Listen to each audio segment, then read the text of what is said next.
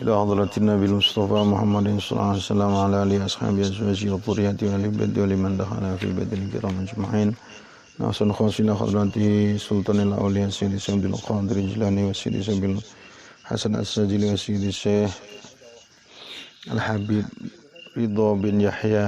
الفاتحة. أعوذ بالله من الشيطان الرجيم. بسم الله الرحمن الرحيم. الحمد لله رب العالمين الرحمن الرحيم مالك يوم الدين. إياك نعبد وإياك نستعين اهدنا الصراط المستقيم صراط الذين أنعمت عليهم غير المغضوب عليهم ولا الضالين آمين. وصلى خاص إلى حضرة الشيخ ابن عبد الله السكندري له الفاتحة.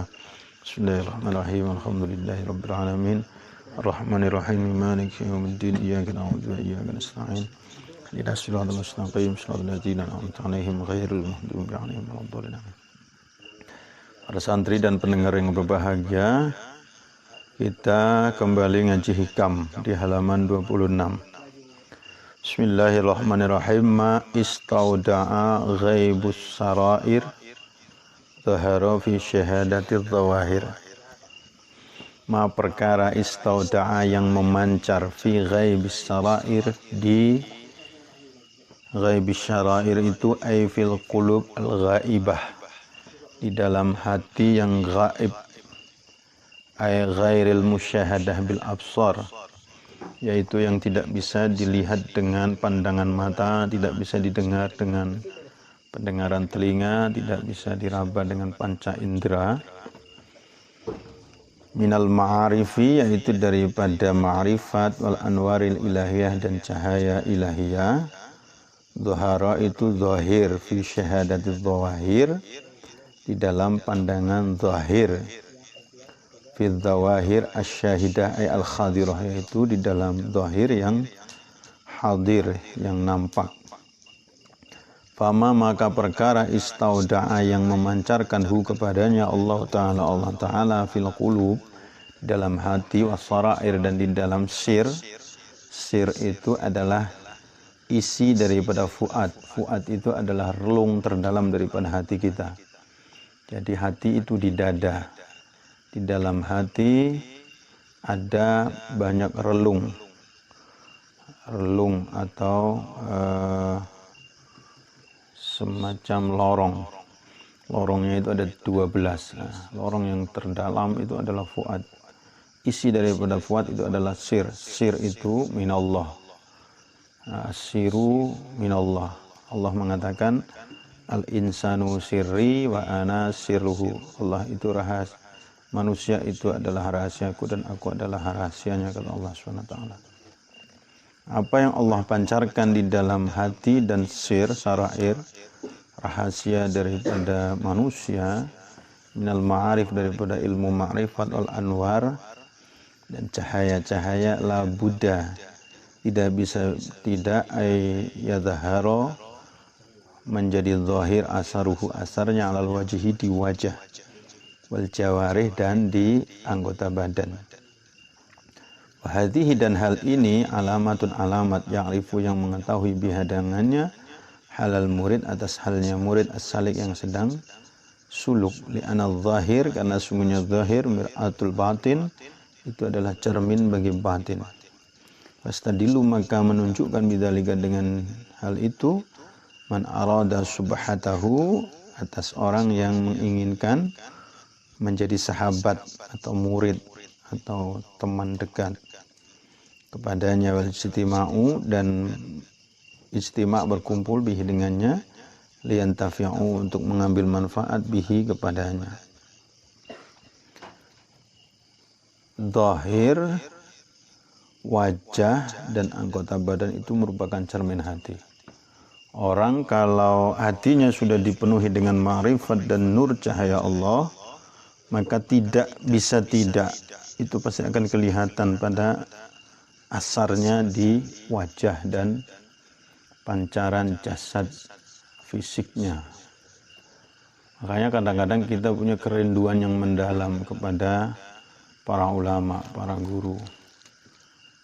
Tidak ingin apa-apa, hanya ingin ketemu saja. Ketika kita ketemu dan memandang wajah guru, seolah-olah semua persoalan itu selesai. Kenapa? Karena di wajah guru itu ada pancaran cahaya ma'rifat yang memancar dari hatinya yang paling dalam.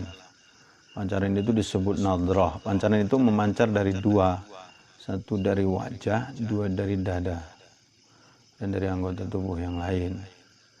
Ya, kadang-kadang kita merasakan getar kasih sayang yang luar biasa dari para guru itu karena itu.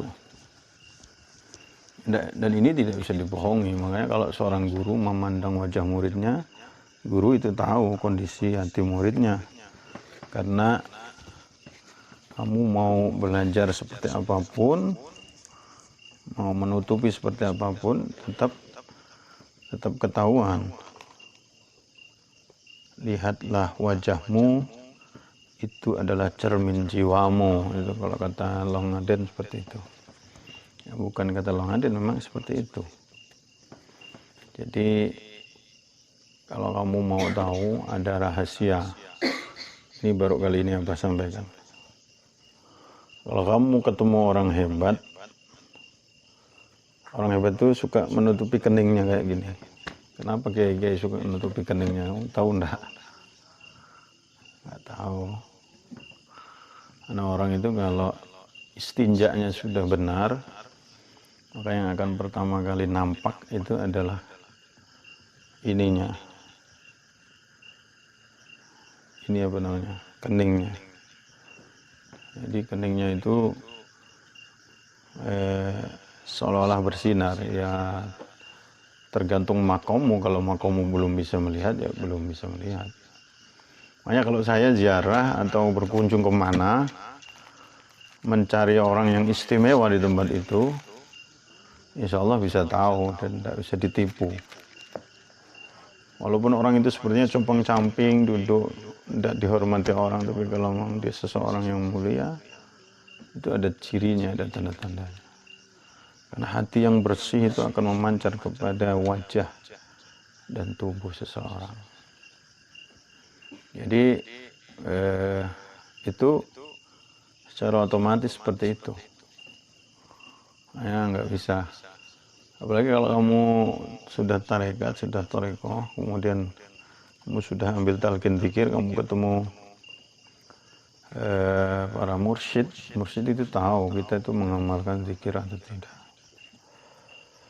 Nah, kalau kita sudah demikian, maka itulah alamat, tanda kepada siapa kita harus suhbah. Suhbah itu mengangkat dia sebagai guru atau mengangkat dia sebagai sahabat dekat atau sering berkumpul kepadanya. Lalu pancaran wajah dan pancaran dari anggota badan itu apakah bisa dilihat dengan zahir mata kita? Kalau yang sudah mampu bisa, kalau yang belum ya rasa kita itu tidak bisa dibohongi. Kita itu punya indera keenam namanya rasa. Allah itu tidak bisa dipikirkan, tidak bisa didefinisikan, tapi dirasakan kehadirannya itu bisa. Makanya hati itu punya kemampuan bermiliar-miliar lebih dahsyat daripada kemampuan otak fikir dan kemampuan jasad. Makanya hanya hati manusia yang bisa menerima, merasakan, mengerti, memaarifati kehadiran dan adanya Allah Subhanahu wa Ta'ala. Yang lain nggak bisa. Yang lain semuanya ketika Allah itu tajalli, gunung Tursina saja itu menjadi luluh, hancur. Tetapi ketika Allah tajalli pada hati manusia tetap bisa tegar. Nah, seperti itu. Nah, dikatakan qalbul mu'min baitullah. Hatinya orang mukmin itu rumahnya Allah, bukan Allah berdiam di hatinya orang mukmin, bukan. Tapi hatinya orang yang mukmin dan imannya benar, dia mampu menampung cahaya nur ilahiyah. Dan cahaya itu akan memancar kepada jiwa, pancaran jiwa itu akan memancar kepada hati, pancaran hati itu akan memancar ke dada dan memancar ke wajah. Makanya memandang wajah para ulama itu nilainya sangat luar biasa di sisi Allah Subhanahu wa Ta'ala. Bahkan bisa menghapus dosa-dosa yang telah lalu dan dosa-dosa yang akan datang yang belum ditulis. Mudah-mudahan ada manfaatnya. Assalamualaikum warahmatullahi wabarakatuh.